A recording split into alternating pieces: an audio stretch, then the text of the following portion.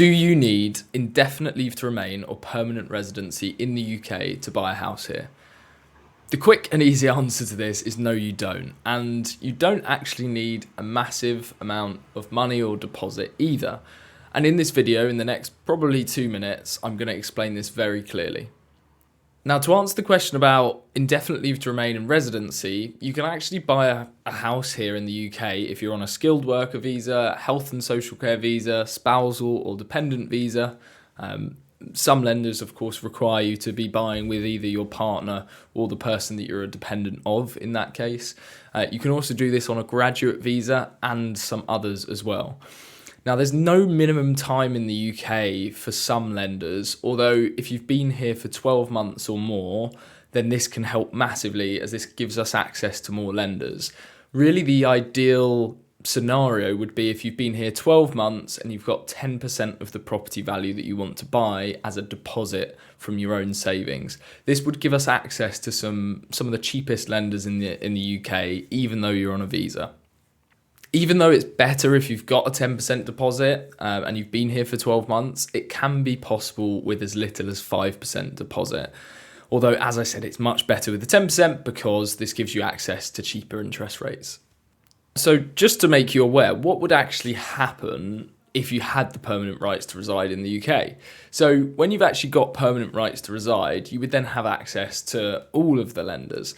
Now, this changes your current access as someone who's a visa holder, where you've got access between 1 to 15 lenders, depending on your situation, to over 100 lenders if you had permanent rights to reside or a British passport.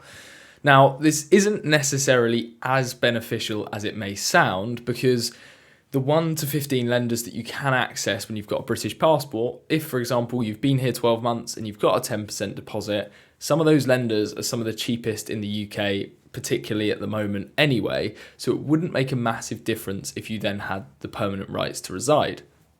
In my opinion, you should buy your home when you want to, and your visa status shouldn't be the most important factor. Of course, it's part of the consideration and it's what I work with clients to help them through. But if you're looking to buy a home here, you've obviously in a good job currently, you've got good job prospects moving forward, you think you're going to stay here beyond the end of your current visa, and you want to live here long term, then I think it's a great time to buy. And actually buying your first home here, I always say, is kind of your first step towards retirement and building wealth in the UK, because this simply allows you to build up equity over a longer period of time. When you're renting a property, you can't pay down that rent and then in the future not have any monthly expense. But when you have a mortgage, you can actually pay that loan down as quickly as you can, really, until it's gone, and then you own the property without a loan on it and you wouldn't have to pay a mortgage anymore. This is where when you become, let's say 50, 55, 60 years old, and if you want to slow down with working and your income reduces, it's so important that you don't have to pay for where you live, apart from the household bills, of course. Now, hopefully this video was helpful and it clears up that no, you don't actually need permanent rights to reside in the UK to buy your first home here. If you enjoyed this video, I've got another video that I know you'll love, and I'm going to put it somewhere here on the screen so you can click on it.